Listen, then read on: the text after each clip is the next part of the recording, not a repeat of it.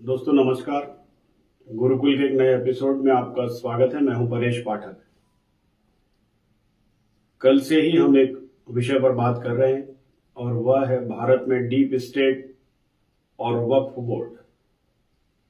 Deep state एक ऐसी अवधारणा है जो ये कहती है कि पहले से ही पूर्वानुमान करके कुछ ऐसे लोगों का समूह कई देशों और तंत्रों को हाईजैक कर लेता है और फिर अपने फायदे के लिए उसका इस्तेमाल करता है। आवश्यकता पड़ने पर उसमें बहुत सारी फंडिंग भी करता है और सही और गलत किसी भी रास्ते को छोड़ता नहीं है। ऐसा लगता है कि भारत में भी डीप स्टेट किसी न किसी रूप में काम करता रहा है। जब जब डीप स्टेट के ऊपर प्रहार हुआ तब तब हमने भारत में कई गतिविधियों को बढ़ते और घटते देखा है।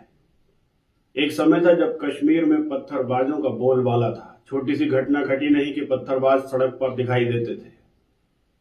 जैसे ही उनके आकाओं के ऊपर एजेंसीज ने ध्यान देना शुरू किया और उनकी आर्थिक रूप से कमर तोड़ दी गई और अब पत्थरबाज नहीं दिखते। इसी तरह से एक घटना घटी, वह थी शाहीन बाग। कई महीनों तक एक जगह को पंगु बना के रख दिया गया। आसपास के लोग परेशान होते रहे। सरकार और सुप्रीम कोर्ट जैसी संस्थाएं बात करने की रिक्वेस्ट करती रही, लेकिन उनकी बात नहीं मानी गई और इसे अपनी जीत माना गया।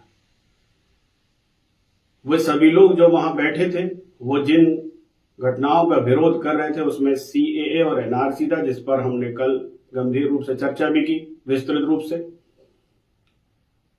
न उस समय लोग ये समझने को तैयार थे कि सीएए का मुसलमानों की नागरिकता से कोई लेना देना नहीं है, और वहां पर वही सारे लोग जो कल जंतर मंतर पर एकत्र हुए, वे सभी लोग वही थे और मुसलमानों को ये बताने का प्रयास कर रहे थे कि सीएए और एनआरसी भारत से मुसलमानों को बाहर निकाल देने की प्रक्रिया का आरंभ है।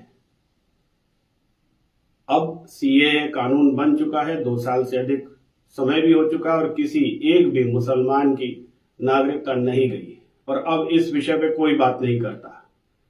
हाँ, कुछ राज्य हैं, केरल, तमिलनाडु, पश्चिम बंगाल, जो आज भी एनआरसी जैसे मुद्दे पर कुछ कंफ्यूजन फैलाने का प्रयास करते हैं। ये सभी ताकतें लोगों की मानसिकता से खेलती है, भावनाओं से खेलती है।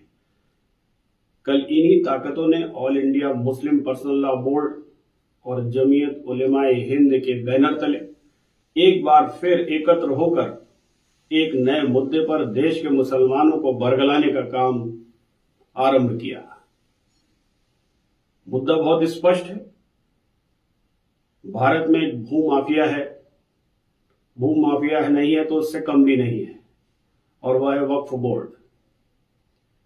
1995 में एक अधिनियम बनाया गया जिसमें वक्फ बोर्ड को कोई भी मुसलमान या कोई भी व्यक्ति अपनी संपत्ति दान कर सकता था और वह उसको देखरेख वक्फ बोर्ड को करनी थी।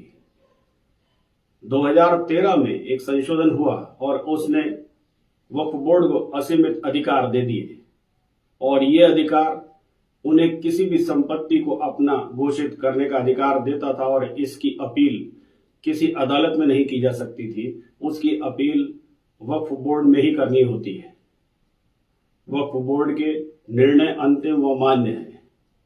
ऐसे समय में बहुत से हिंदू हो, मुसलमान हो, और यहां तक अब तो ईडन गार्डन्स और ऐसी तमाम सरकारी बिल्डिंगों के ऊपर भी वक्फ बोर्ड ने अपना दावा करना आरंभ कर दिया। 2014 के बाद ऐसे बहुत से कानूनों में परिवर्तन किया जाने लगा।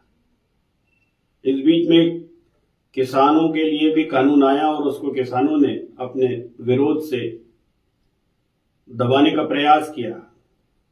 भारत के प्रधानमंत्री ने यह समझ के कि इन्हें पुनः समझा लिया जाएगा, उन कानूनों को वापस ले लिया। यह माना गया कि भारत का प्रधानमंत्री और तंत्र कमजोर है। और कल शाहीन बाग में इस बात का उल्लेख कलबे अब्बाद और दूसरे नेताओं ने किया कि जिस प्रकार हमारे किसान भाइयों ने एक कानून पास नहीं होने दिया या उसे वापस लेना पड़ा, उसी तरह से हम इस कानून को पास नहीं होने देंगे। ये बात आगे बढ़ाने के पहले दो बातें समझना बहुत स्पष्ट है कि यह कानून पहले से है, बात है सिर्फ संशोधनों की। भारत का कानून कोई ऐसी किताब नहीं जिसमें परिवर्तन नहीं किया जा सकता। अन्य जगहों पर ऐसी किताबें पाई जाती हैं, लेकिन भारत का संविधान ऐसा नहीं है। 126 संशोधन पहले ही किए जा चुके हैं और आगे भी आवश्यकता पड़ने पर किए जा सकते हैं। 2013 का संशोधन जो असीमित अधिकार देता है, अब उन्हें और बेहतर ढंग से समझाने का प्रयास है यह संशोधन। इसलिए यह कहना कि हम यह कानून पास ही नहीं होने देंगे, यह गलत है। जैसा मैंने पूर्व में कहा कि यह कानून पहले से है, अभी इसमें कुछ संशोधन किए जाने हैं। अब सवाल ये उठता है कि यह संशोधन भी हम होने नहीं देंगे। क्यों नहीं होने देंगे? क्योंकि हम एकजुट हैं, मुसलमान हैं और यह मुसलमानों से उनकी मस्जिदों और कब्रिस्तानों को ले लेने की साजिश है। उसी तरह जिस तरह से सीएए का कानून मुसलमानों की नागरिकता ले लेने की साजिश था, उस समय भी लोग समझने को तैयार नहीं हुए, क्योंकि इन्हीं नेताओं ने इकट्ठा होकर उन्हें बरगलाने का प्रयास किया और कुछ समय के लिए वे उसमें कामयाब भी हो गए। मगर इस बीच में गंगा में बहुत पानी बह चुका है। अब ना तो वह डीप स्टेट है, ना वे लोग हैं जो इनको फंडिंग करते थे, ना वे लोग उतने शक्तिशाली हैं जो इनको भारत के बाहर रहकर भारत को अस्थिर करने का प्रयास करते थे, और ना भारत की जनता अब ऐसे लोगों को माफ करने के मूड में है। सवाल हिंदू और मुसलमान का नहीं है। सवाल यह है कि भारत का एक कानून बनाने की प्रक्रिया है। उस प्रक्रिया में जेपीसी बनाई गई, लोगों को अपनी अपनी बात कहने का मौका दिया गया। जिन्होंने इस संबंध में अपनी बातें कही, जो जोड़ने योग्य थी, उन संशोधनों में जोड़ा गया, और जो जोड़ने योग्य नहीं थी उन्हें एनेक्शर में जोड़ा गया, और कुल मिला के 650 पन्नों की यह रिपोर्ट तैयार हुई। यहाँ यह भी प्रासंगिक है कि जब यह कानून बनाया गया था 1995 में या 2013 में, तब ना तो जेपीसी बनाई गई थी, ना इस प्रकार के किसी संगठन को बुलाकर पूछा गया था, और ना इसमें नुकसान उठा सकने वाले संगठनों का आकलन किया गया था। क्योंकि आज बुलाकर बोलने का मौका दिया जा रहा है, तो कुछ भी बोलें, ये कहां तक उचित है। और दूसरा, अभी जेपीसी की रिपोर्ट आई है, कानून पर बहस होनी है, कानून और संशोधन बनना बाकी है। उसके बाद में अगर हम विरोध करें तो समझ में आता है, लेकिन हम संसद को कोई कानून पास नहीं करने देंगे, यह शब्द बोलना भारत के लोकतंत्र को हाईजैक कर लेने जैसा है।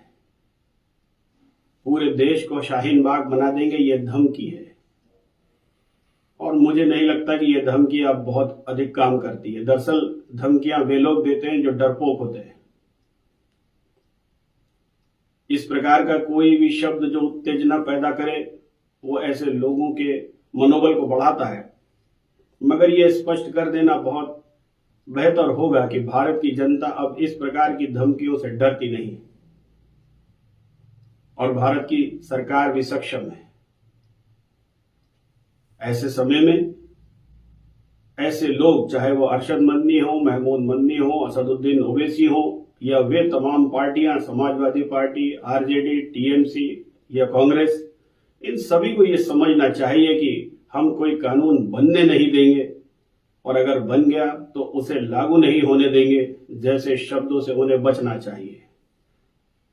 आज या कल या जिन राज्यों में उनकी सरकारें हैं, इस प्रकार के शब्द उन्हें और लोकतंत्र को लंबा नुकसान पहुंचा सकते हैं, और यह किसी की भी सेहत के लिए ठीक नहीं है।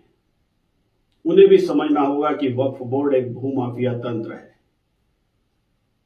वक्फ बोर्ड किसी का भला नहीं करता, खासकर गरीब मुसलमानों का तो कभी उसने कोई भला किया ही नहीं। 9 लाख हेक्टेयर जमीन होने के बावजूद भी वक्फ बोर्ड ने न कभी कोई स्कूल बनाया, न कोई अस्पताल, न वो कोई धर्मार्थ काम करता है।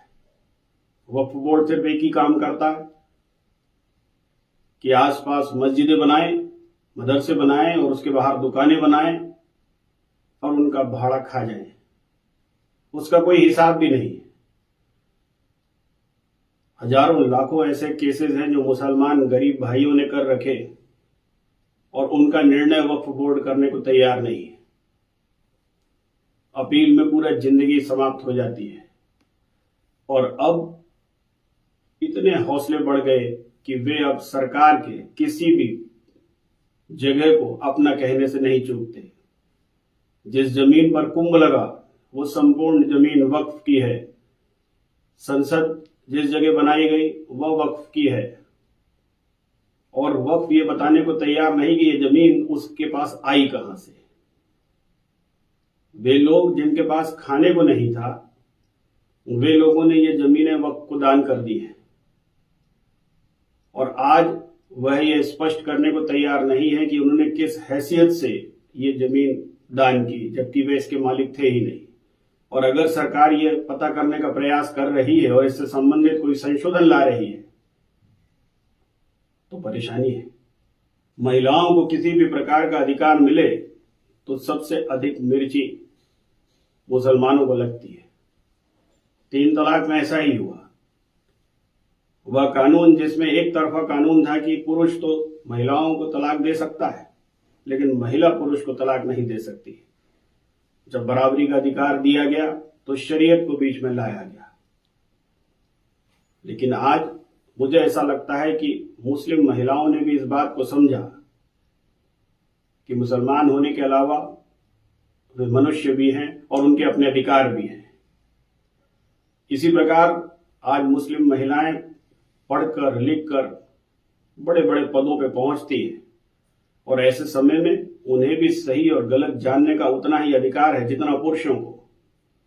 और अगर वे निर्णय में भागीदार बनती हैं तो उसमें समस्या क्या है?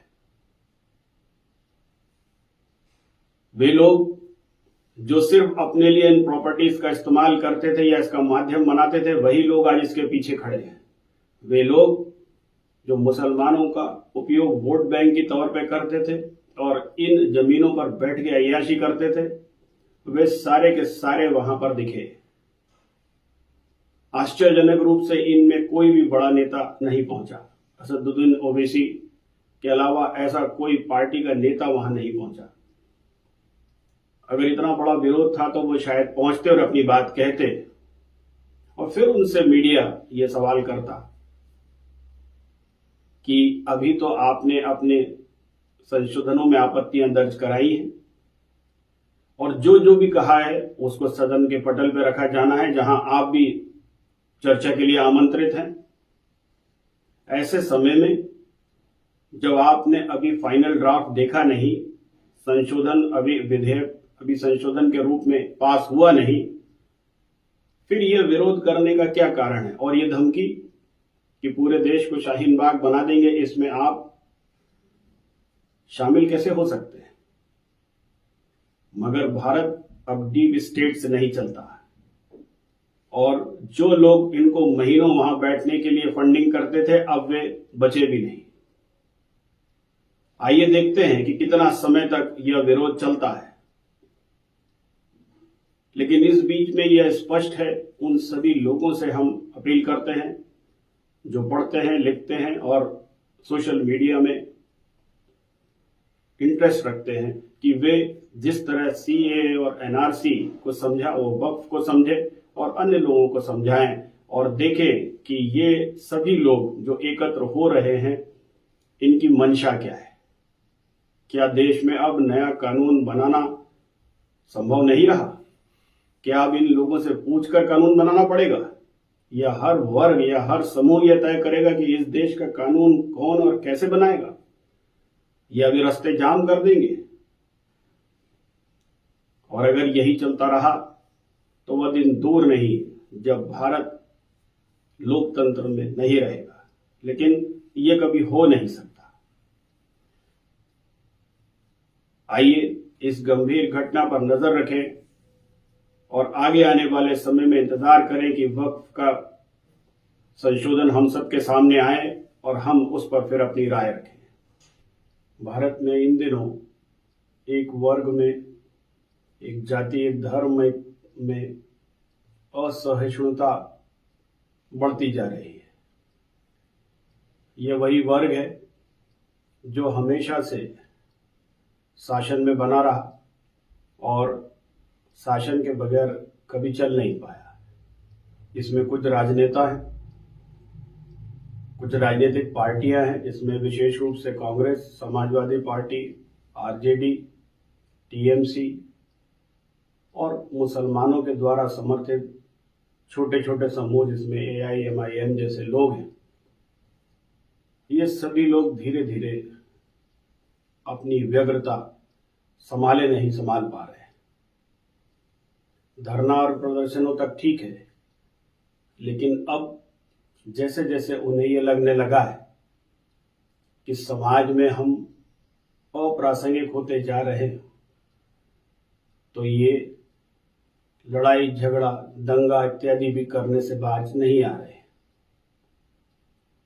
जहां एक और भारत के प्रधानमंत्री बार बार समाज को एक साथ, सबका विश्वास जैसे मुद्दों को साथ में लेकर आगे बढ़ना चाहते हैं, वही ये वे लोग हैं जो बात बात में अब दंगे पर उतारू हो जाते हैं। अभी हाल ही में भारत ने जब चैंपियंस ट्रॉफी जीती, उसके जुलूस पर पथराव हुआ, एक महिला का घर जला दिया गया और उससे बार बार कहा गया कि अपने ईश्वर को बोलो कि आए और वो तुम्हें बचाएं।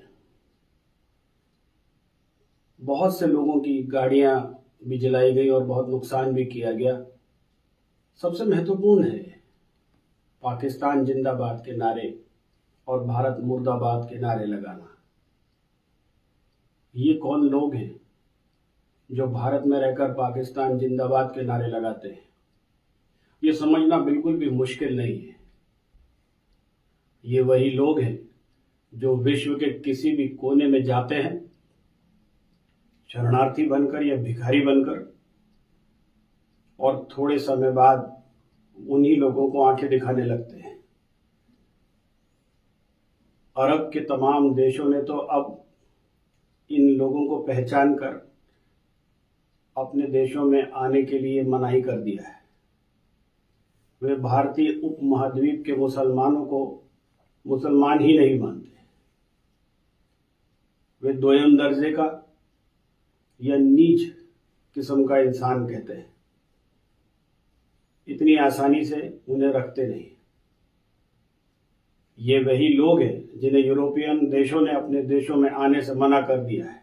एक समय बाद शायद ये वहां का वीजा भी प्राप्त न कर सके। ये वही लोग हैं जिन्हें डेनमार्क, फ्रांस, जर्मनी ने एक समय में बहुत थोड़ी सी संख्या में अपने यहाँ एंट्री दी थी और आज ये देश उस दया के दुख को भोग रहे हैं। दुर्भाग्य से भारत में ये कई बड़ी संख्या में है और ये हर वक्त कीमत वसूल रहे हैं जो हमारे राजनेताओं ने इनके तुष्टीकरण में लगाई थी। नेहरू से इंदिरा तक और इंदिरा जी के बाद आज तक वे सभी राजनीतिक दल जो इन्हें वोट बैंक के तौर पर इस्तेमाल करते आए हैं, इन लोगों के निशाने पर है और इनका इस्तेमाल ये सभी राजनेता ये सोच के करते हैं कि ये एक तरफा वोट करके हमें वापस सत्ता दिला देंगे। लेकिन इन सभी का यह दुर्भाग्य है कि 2014 के बाद से एक ऐसा दल इनके सामने खड़ा है जो इन सब बातों पर विश्वास नहीं करता। वह सबका साथ, सबका विश्वास पर ही काम करता है। आज तक इनके साथ कभी कोई भेदभाव नहीं हुआ। न गैस का सिलेंडर लेना हो, या घर दिलाए जाने हो। अगर अमीर और गरीब की श्रेणी में ये आते हैं तो भी इनको दिया जाता है, मगर ये अपनी हरकतों से बाज नहीं आते। ताज़ा उदाहरण नागपुर में होने वाली हिंसा है। पुलिस के डीसीपी के ऊपर हमला, पुलिस वालों पर हमला, दूसरे धर्मों के लोगों की संपत्तियों का नुकसान, राष्ट्रीय संपत्तियों का नुकसान, ये वे लोग कर रहे हैं जो राष्ट्र के निर्माण में कोई सहयोग नहीं करते। अगर ये प्रतिशत निकाला जाए कि इनकम टैक्स देने वाले या दूसरे टैक्स देने वालों में इनका क्या प्रतिशत है, तो इसे आसानी से समझा जा सकता है कि इसमें कोई उल्लेखनीय योगदान यह समुदाय नहीं करता। तय मानिए कि इसके अलावा जैन, बौद्ध, पारसी, सिख, हिंदू कितनी भी संख्या में एकत्र हो जाएं, दूसरे पर हमला भी नहीं करते। संपत्तियों का और देश का नुकसान यही करते हैं और उसके बाद नारा लगाते हैं भारत मुर्दाबाद या पाकिस्तान जिंदाबाद। ऐसा समय आ गया है कि पूरे विश्व में इनकी भूमिका एक बार फिर से निर्धारित की जाए। बंटवारे के समय जितनी इनकी जनसंख्या थी उससे अधिक प्रतिशत की भूमि इन्हें दी गई। पाकिस्तान और बांग्लादेश जैसे देश बने जो इनके आका बन के बैठे, लेकिन आज उन दोनों के हाथ में कटोरा है। उनके प्रधानमंत्री हो या राष्ट्रपति पूरे विश्व में कटोरा लेके घूमते हैं और ऐसे भीख मांगने वालों को ये अपने अपने मोहल्लों और अपने अपने शहरों में खड़े होकर याद करते हैं। मुझे तो लगता है भारत सरकार को एक बार फिर एक ऐसी पॉलिसी भी तैयार करनी चाहिए कि जो लोग पाकिस्तान जाना चाहते हैं या बांग्लादेश जाना चाहते हैं इन्हें भेज दिया जाए। लेकिन फिर मुझे ध्यान आता है एक शब्द, वो है गज़वाए हिंद,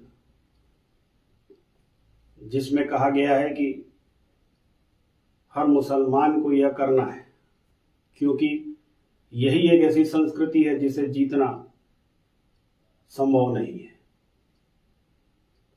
अगर यही करने के लिए यहां रुके हैं तो ये सब के लिए चिंता का विषय है।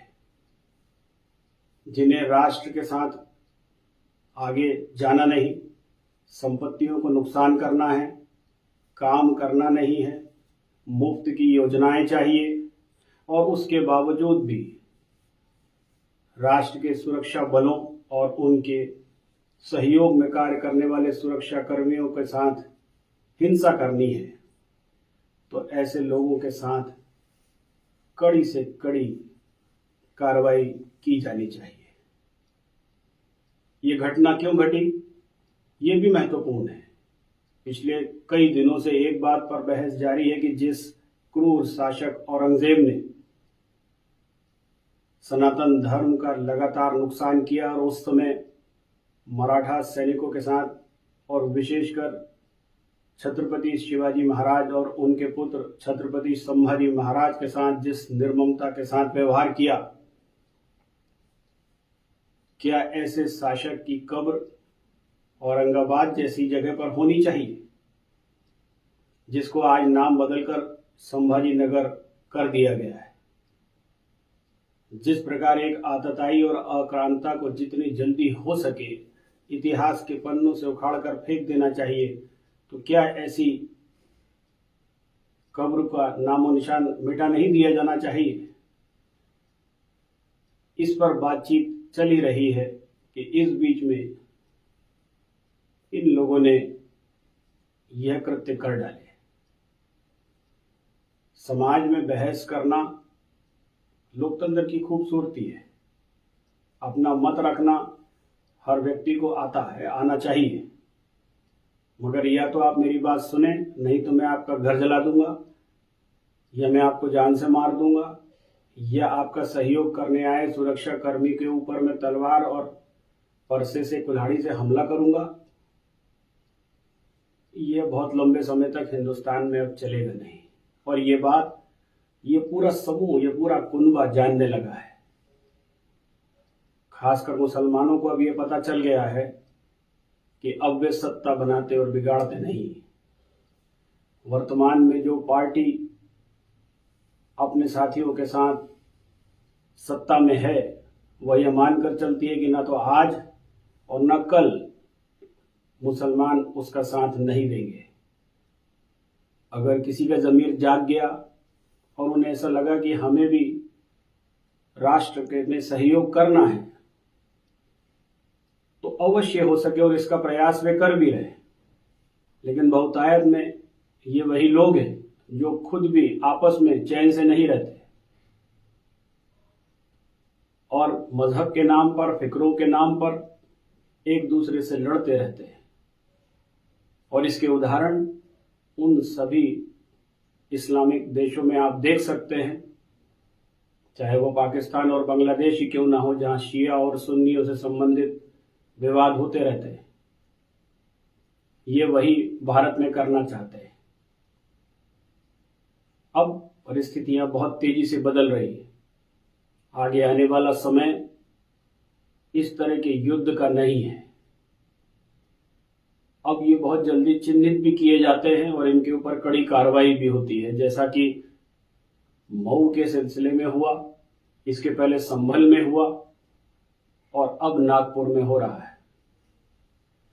उसके बाद विश्व पटल पर जाकर ये रोने वाले लोगों को भी बता दिया जाना चाहिए कि भारत में मानव अधिकार नहीं बचे, ये रोना ना रोए।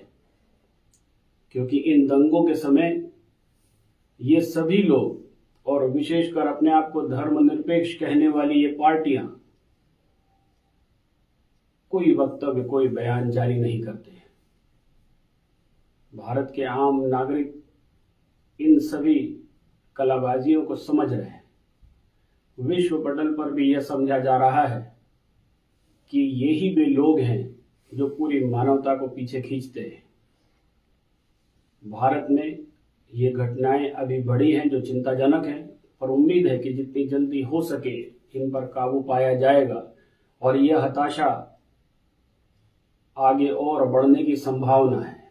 जैसे जैसे आगे आने वाले राज्यों में चुनाव होंगे, चाहे वो बिहार हो, पश्चिम बंगाल हो या तमिलनाडु हो, और अगर वहां पर वर्तमान सरकारों के साथ में एनडीए के पक्ष में वोट जाते हैं, तो आप इस हताशा को बढ़ते हुए देखेंगे। लेकिन संभवतः एक दिन यह चक्र पूरा होगा और हम ये उम्मीद करते हैं कि भारतीय मुसलमान भी समाज की मुख्य धारा में शामिल होकर राष्ट्र निर्माण का कार्य करेगा। धन्यवाद। आपसे उम्मीद है कि आप इस चैनल को लाइक करेंगे, सब्सक्राइब करेंगे। दोस्तों नमस्कार, गुरुकुल के एक नए एपिसोड में आपका स्वागत है। मैं हूं परेश पाठक। आज हम जिस विषय पर बात करने जा रहे हैं वह डीप स्टेट से संबंधित है। आश्चर्यजनक रूप से डीप स्टेट ने भारत में एक बड़ी समस्या का समाधान कर दिया, या ये समझें कि उसके कारण हो गया। डीप स्टेट को हम कई बार अपने शब्दों में समझा चुके हैं। वे सभी लोगों का तंत्र जो गैर कानूनी तरीके से पैसों को एकत्र कर इस प्रकार की साजिशें रचता है जो किसी भी देश को या तो बर्बाद कर सकती है या वहां सत्ता परिवर्तन कर सकती है। ऐसा ही एक आंदोलन भारत में चलता रहा और उसको अस्थिर करने का प्रयास करता रहा, जिसे लोग किसान आंदोलन का नाम देते थे। किसानों का यह आंदोलन विगत कई वर्षों से पंजाब, हरियाणा, दिल्ली और पश्चिमी उत्तर प्रदेश के कुछ क्षेत्रों में चल रहा था। यह यूं समझिए डीप स्टेट के द्वारा चलाया जा रहा था।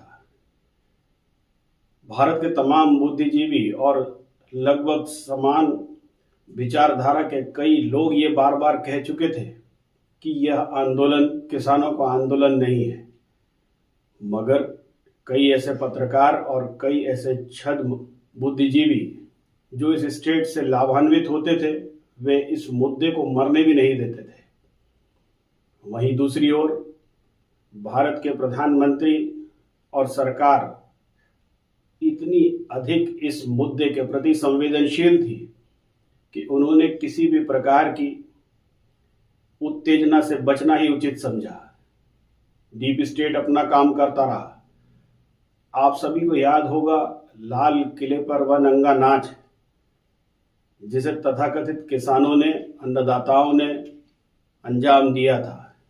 वह ट्रैक्टरों को उछालना, वह लोगों पर चढ़ जाना, वह भारत के तिरंगे से छेड़छाड़ और भी न मालूम क्या। और जब उनके ऊपर कार्रवाई की बात आई तो चाहे कांग्रेस हो, समाजवादी पार्टी हो, आरजेडी हो, टीएमसी हो, ये सभी झुंड बना के एकत्र हो गए और वही सारे बुद्धिजीवी जो इस डीप स्टेट से लाभान्वित हो रहे थे, उसे किसानों का आंदोलन कहा गया। यहां तक कि किसान के भले के लिए सरकार ने बहुत सोच विचार कर कुछ नए कानून बनाए, उन सभी को भी वापस लेने के लिए मजबूर किया गया। वे लोग जो वहां एकत्र हो रहे थे, उनके पास जो सुख सुविधाएं थी, उनको देखकर कभी लगा ही नहीं कि वे किसान हैं। वे जिस प्रकार का रहन सहन अपना रहे थे और जिस प्रकार उस समय की दिल्ली सरकार, जिसमें केजरीवाल थे और तमाम लोग जाके उन्हें शराब और दूसरी चीजें मुहैया करा रहे थे, तब भी यह समझ में नहीं आता था कि क्या यह किसानों का आंदोलन है और क्या यह समर्थन है। तब केजरीवाल कहते थे कि हम एक एक दाना किसान का खरीद लेंगे। पंजाब में उनकी सरकार आई, न उन्होंने 1000 रुपए जो वादा किया था वह दिया, एक एक दाना तो छोड़िए, एक दाना भी नहीं खरीदा। और आज न केवल केजरीवाल बल्कि उनके साथ खड़े होने वाले तमाम राजनीतिक दलों ने पल्ला झाड़ लिया है। अभी 3 दिन पहले भगवत मान सरकार ने कुछ घंटों के अंदर ही सारे टेंट उठा के फेंक दिए और किसानों को मार मार के वहां से निकाल दिया। आश्चर्यजनक रूप से 3 जगह जहां पर यह तोड़फोड़ हुई, इन तीनों बॉर्डर्स पे 500 से भी कम किसान बैठे हुए मिले। लेकिन वे जिन सुख सुविधाओं में बैठे थे, उनको तोड़ने के लिए बुलडोजर बुलाना पड़ा। वे एसी के टेंटों में बैठे हैं और उन्होंने बड़ी बड़ी गाड़ियों के माध्यम से रास्तों को जाम कर रखा है। पहले ऐसी हवा बनाई गई कि किसान मर रहा है, किसान आत्महत्या कर रहा है। फिर सरकार को लगातार कोसा जाता रहा। पहले कृषि मंत्री श्री नरेंद्र सिंह तोमर और बाद में नए कृषि मंत्री शिवराज सिंह चौहान दिल्ली में और चंडीगढ़ में बार बार जाकर उनसे बात करते रहे, लेकिन उन्होंने धैर्य नहीं खोया। केंद्र सरकार निरंतर यह प्रयास करता रहा, केंद्र सरकार निरंतर यह प्रयास करती रही कि किसानों से बातचीत की डोर न टूटे। और इन किसानों का व्यवहार देखिए, जिनसे बार बार सुप्रीम कोर्ट तक कहता रहा कि आइए इस समिति के सामने आइए, इनसे बात करिए, और वे किसान हर निवेदन को ठुकराते रहे। उन्होंने बातचीत करना कभी उचित ही नहीं समझा और मांगे भी इस प्रकार की कि हम जो कुछ उगाते हैं उसे सरकार को खरीदना होगा। हर चीज जो हमने मांगी है वो हमें एमएसपी चाहिए, हमें सब्सिडी चाहिए, किसानों का सारा कर्ज माफ होना चाहिए, हर किसान के घर से जो एक व्यक्ति को नौकरी मिलनी चाहिए, और न जाने क्या क्या। संभवतः उसमें कुछ जायज मांगे हो, लेकिन किसी भी मांग को मनवाने का यह तरीका, ये कहां तक उचित था। पूरा देश देख रहा था और कुछ 100 लोगों ने मिलकर देश को हाईजैक करने का प्रयास किया। योगेंद्र यादव, सतपाल मलिक, राकेश सिंह टिकैत, ये वे दलाल हैं जिन्होंने इस प्रकार के आंदोलनों की दलाली की और आज पिछले 4 दिनों से ये मीडिया से गायब है। इनके सामने कोई भी व्यक्ति न तो इनसे प्रश्न पूछ रहा है, न ये कह पा रहे हैं कि इन्हीं के बीच के एक साथी ने क्यों इन किसानों को डंडे मार मार कर उठा दिया। क्योंकि आज नुकसान पंजाब का हो रहा था, उस सरकार का हो रहा था जिसके रहनुमा और मालिक केजरीवाल और भगवंत सिंह मान है। वही सुर अब बदलने लगे, क्योंकि आपस में अब बंटवारा हो नहीं रहा, क्योंकि अब विदेशों की फंडिंग बंद है। अब बैठने के लिए देने वाले, पैसा देने वाले लोग बचे नहीं। इसलिए डीप स्टेट टूटने लगा है। लेकिन डीप स्टेट ने टूटते टूटते संभवतः भारत की सरकार को एक मुद्दा तो यह दे ही दिया कि इस प्रकार के आंदोलनों को या इस प्रकार के परजीवियों को किस तरह से समाप्त किया जाना चाहिए।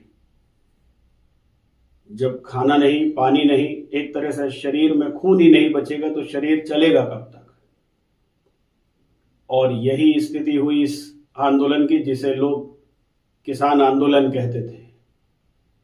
एक समय में किसान आंदोलन के विरोध में एक भी शब्द कहने का मतलब होता था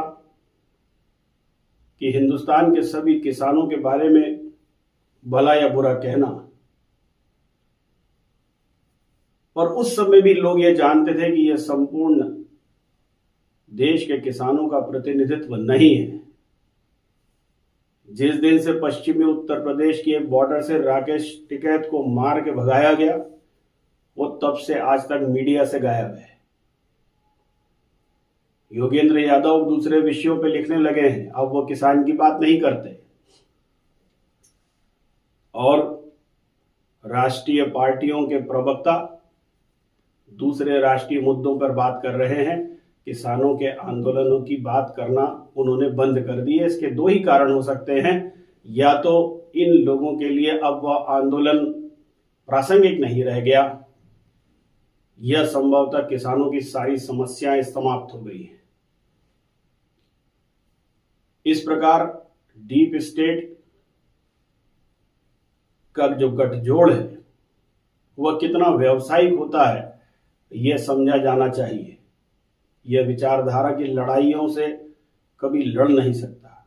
ये सिर्फ व्यापार करने आने वाले लोग हैं, और अगर व्यापार में नुकसान होता दिखाई देगा तो ये हाथ खींच के भाग जाते हैं, जैसा कि इस पूरे आंदोलन में हुआ।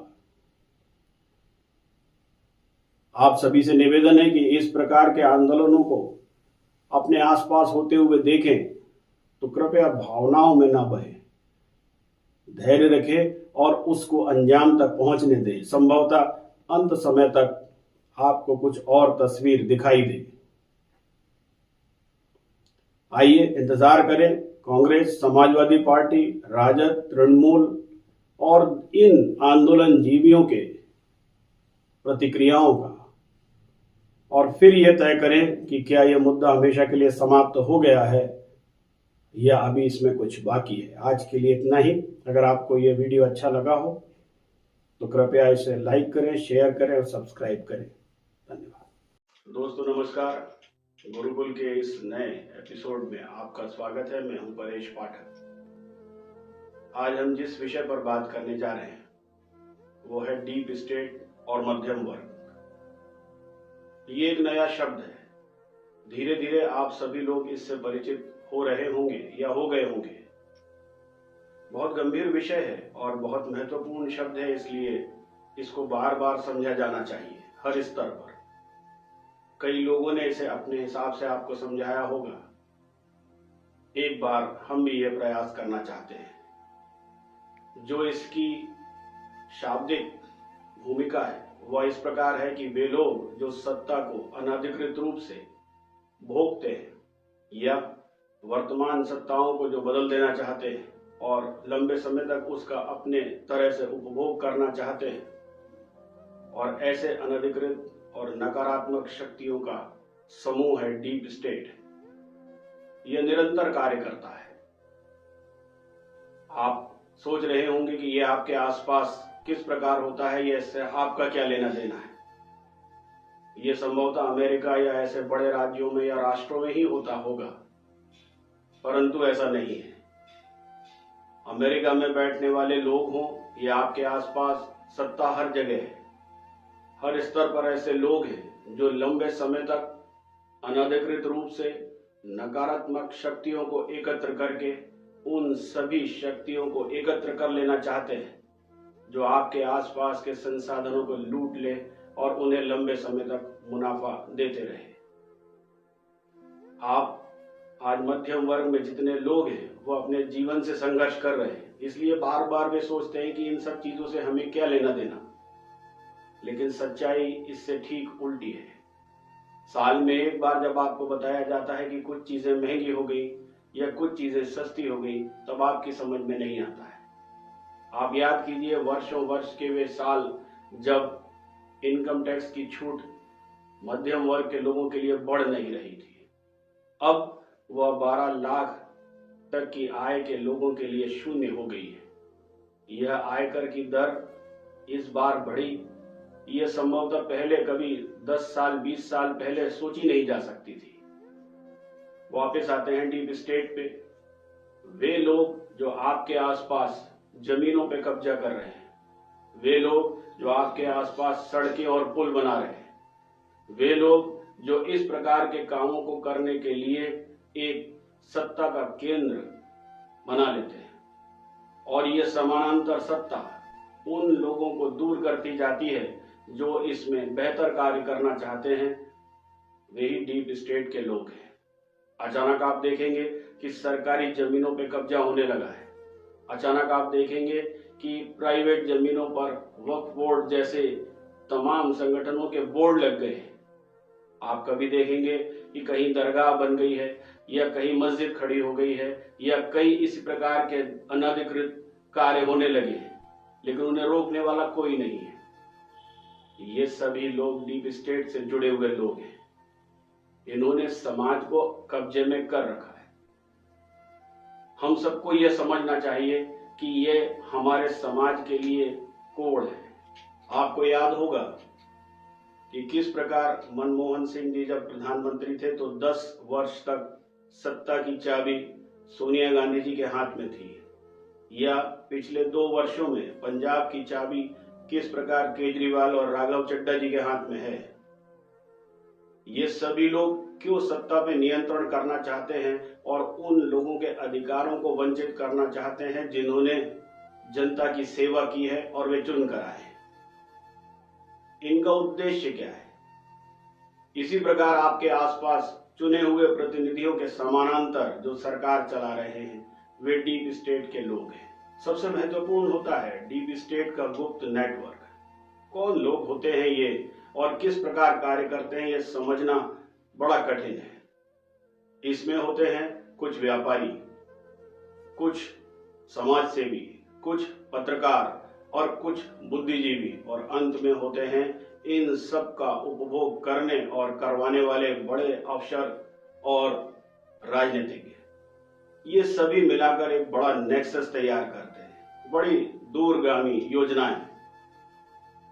एक बड़ी सड़क बननी है जिसमें 20 साल तक लोगों से पैसा वसूला जाएगा, उसकी कीमत आज ही कई गुना ज्यादा बनाकर तैयार कर दी जाती है। आज भी फायदा और 20 साल तक का फायदा। आपको सिर्फ ये दिखाई देता है कि आपके क्षेत्र में सड़क बना दी गई है, आप उसमें खुश हैं, उसकी कीमत का अंदाजा आपको नहीं है। इसी प्रकार आप देखते हैं कि अचानक बहुत से लोगों की नौकरियां लग गई हैं, लेकिन वे नौकरियां जिन्हें आप संविदा के रूप में जानते हैं या टेम्पररी के रूप में जानते हैं, इन लोगों के पीछे होने वाले खेल संभवतः आपकी समझ में नहीं आते।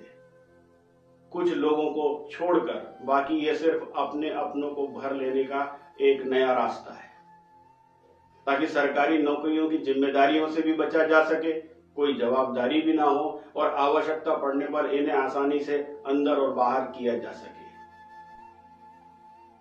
खनन और ऐसे तमाम कारोबार जो संसाधनों के लूट के लिए बने हैं, इनका मुख्य धंधा है।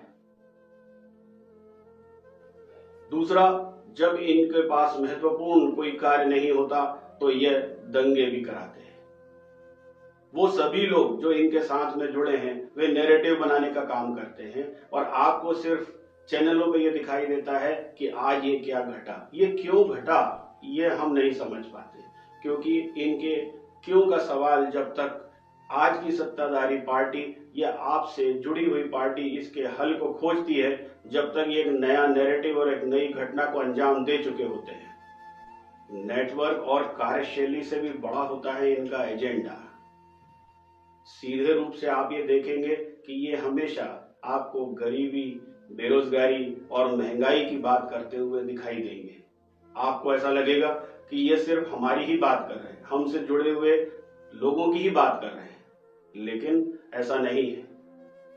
बहुत से इनमें से ऐसे लोग भी हैं जो अपने समय में सत्ता में बहुत लंबे समय तक रहे हैं।